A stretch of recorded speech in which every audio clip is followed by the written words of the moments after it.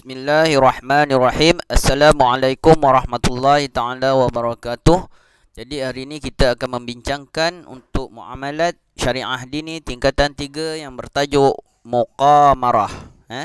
Jadi pertama, ta'rif muqamarah itu apa? Pada lughah adalah kata terbitan daripada perkataan qamara, iaitu seseorang yang saling bertaruh bersama yang lain. Jadi dengan cara perjudian, atau mempertaruhkan, dengan maknanya mempertaruhkanlah.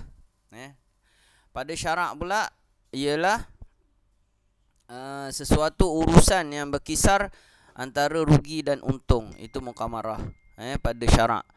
Jadi satu maksudlah muqamarah ni perjudian, murahanah ni taruhan gadaian. Maksudnya sama ni muqamarah, murahanah.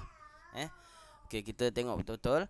Jadi dalilnya ada di dalam Al-Quran, boleh cek sendiri pada surah Al-Baqarah ayat 90 hingga ayat 91, yang mana antaranya maksudnya ialah, wahai orang-orang yang beriman, bahawa sesungguhnya arak dan judi itu dan pemujaan berhala dan mengundi nasib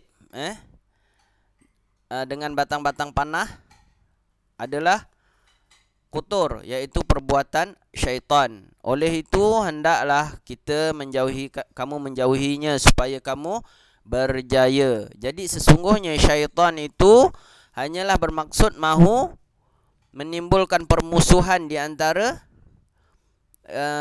kebencian juga di antara kamu dengan sebab arak dan juga judi, dan mahu memalingkan kamu daripada mengingati Allah Subhanahu Wa Taala, daripada solat, daripada kamu nak mengerjakan solat. Oleh itu, adakah kamu mahu berhenti daripada melakukan perkara-perkara yang keji dan kotor itu? Jadi dalam hadis pula, an Sulaiman bin Baridah an abihi, daripada ayahnya, sesungguhnya Nabi sallallahu alaihi wasallam, Nabi sallallahu alaihi wasallam qala, man lam iba bin narda syiri, barang siapa yang bermain dadu, maka ia seakan-akan telah mencelupkan, faka'an nama sabagha yadahu, mencelupkan tangannya ke dalam apa? Fi lahmi khinzir wa damihi, di dalam daging babi dan juga darah babi. Jadi kalau kita tengok cerita Piramli dulu pun dah cerita macam mana cerita Ibrahim Pendek main dadu, semua itu adalah unsur-unsur muqamarah. Okey, jadi dia punya jenis-jenis muqamarah ni ada 3 jual beli, yang maksudnya jenis-jenis muqamarah ni jual beli sama tidak ada kejelasan. Maksudnya tak ada kejelasan kat sini. Barang jualan dalam jual beli tersebut dan kecacatan pada kehendak penjual dan pembeli. Antara contohnya jual beli munabazah. Munabazah tadi kita ada bincangkan sikit kan. Maksudnya yang sama, iaitu melemparkan ataupun mencampakkan sesuatu. Mulamasah. Mulamasah ni menyentuh sesuatu dengan tangan, ataupun hasah. Hasah ni maksudnya apa benda? Mencampakkan batu kerikil. Baik munabazah ni apa benda? Kalau kita tahu tadi melemparkan ataupun mencampakkan sesuatu. Iaitu penjual dan pembeli berakad jual beli pada sesuatu barang tanpa menentukannya. Apa melemparkan atau mencampakkan penjual itu salah satu daripada barang tersebut, maka ia adalah barang yang dijual. Ini macam kat farm fair campak, lepas tu itu yang kira kamu kena bayar. Kalau untunglah itu adalah satu perjudian. Ataupun mulamasah. Mulamasah ni menyentuh sesuatu dengan barang, iaitu penjual dan pembeli berakad jual beli pada salah satu barangan tanpa menentukannya. Apabila pembeli memegang salah satu barangan tersebut, maka ia adalah barang yang dijual. Ini dia main teka-teka, dia raba-raba. Okey, dia dapat pegang barang tu, dia dah bayar satu-satu amount, dia pegang barang tu. Kalau barang tu tak kena dengan amount, Dia terpaksa ambil jugalah sebab itu adalah barang yang dia pegang. Nombor 3, hasah. Hasah ni mencampakkan batu kerikil maksudnya.